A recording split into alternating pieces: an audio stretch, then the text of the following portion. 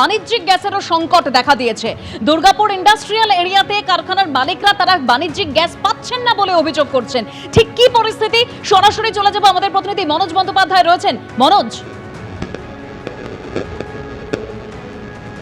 দেখো তোমাকে দেখাবো, আমরা দাঁড়িয়ে রয়েছি দুর্গাপুরের মুচিপাড়ার কাছে আরআইসি ইন্ডাস্ট্রিয়াল প্লট।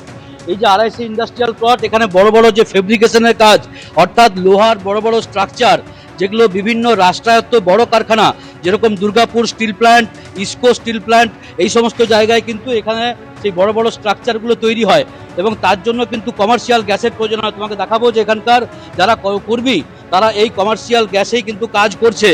যে পরিমাণ গ্যাসের সিলিন্ডার লাগে প্রতি মাসে, সেই পরিমাণ গ্যাসের কিন্তু যোগান নেই।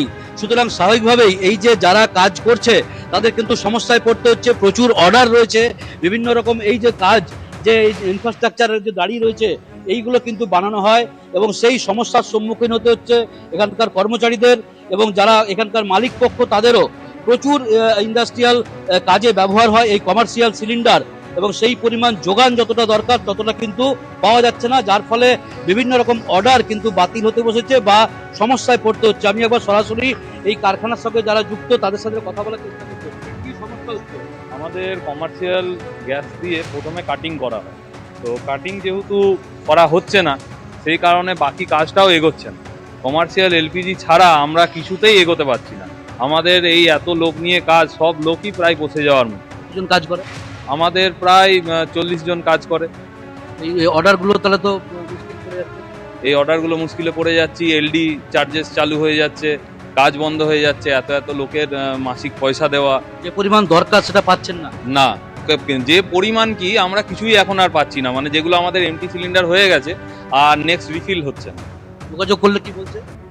ডিস্ট্রিবিউটার বলে দিচ্ছে কমার্শিয়ালের আজকের ডেটে কোনো রিফিলিং নেই, কমার্শিয়াল আজকের ডেটে রিফিলিং বন্ধ আছে, তো কোনোভাবেই কোনো মতেই পাচ্ছি না।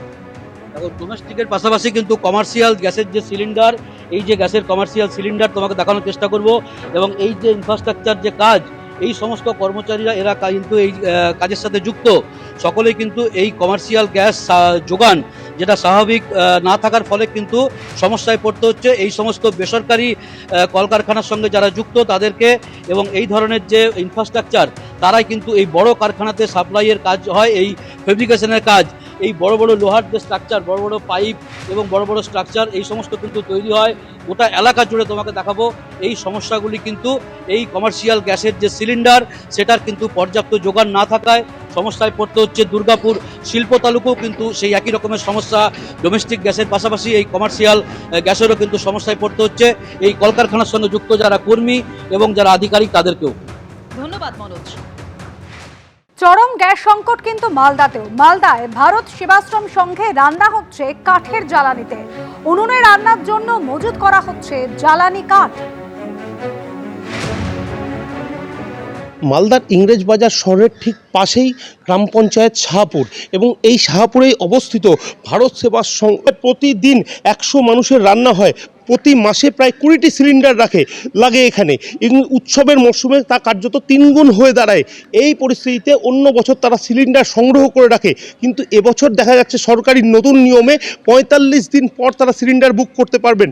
বাধ্য হয়ে তারা কাঠ মজুত করছেন, এমনটাই জানিয়েছেন এই আশ্রমের দায়িত্বপ্রাপ্ত স্বামীজি সোমক লাহিড়ী, এপি আনন্দ, মালদা।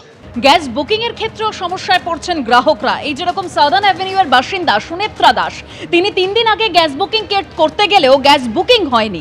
অনলাইনেও ইন্ডাকশন মিলছে না, চরম দুশ্চিন্তায় রয়েছেন তিনি। কি বলেছেন শুনুন। টেনশন তো হচ্ছেই, কেননা আমি নিজে সম্প্রতি গ্যাস বুকিং করতে গিয়েছিলাম 3 দিন আগে, তো আমাকে 25 দিনের ওয়েটিং পিরিয়ড দিয়েছে। এবার আমার গ্যাস তো 25 দিন থেকে 28 দিন অন্তত চলে, তাহলে এরপর আমি কি করব? আমার মনে হয় গ্যাস শেষ হয়ে গেলে এটা একটা খুবই দুশ্চিন্তায় আছি। বিকল্প হিসেবে ইন্ডাকশন কুকার, তাও তো সেরকম তার আলাদা বাসন লাগে, আর মাইক্রোওয়েভে তো সব কিছু রান্না হয় না, করা যায় না। আমি তো অনলাইনে বুকিং করেছি, সেখানেই 25 দিনের ওয়েটিং পিরিয়ড। তাছাড়া আমাকে এরপর তো একবার যেতে হবে ডিস্ট্রিবিউটারের কাছে, একবার গিয়ে সেখানেও তো প্রচণ্ড লাইন, তার জন্য সময় লাগবে। বুকিং এখনও নেয়নি। হ্যাঁ, অনলাইনেও দেখছিলাম ইন্ডাকশন কুকার, সেখানেও দেখছি নেই, স্টক শেষ। এবার খুবই দুশ্চিন্তায় আছি। এবিপি আনন্দ, এগিয়ে থাকে, এগিয়ে রাখে।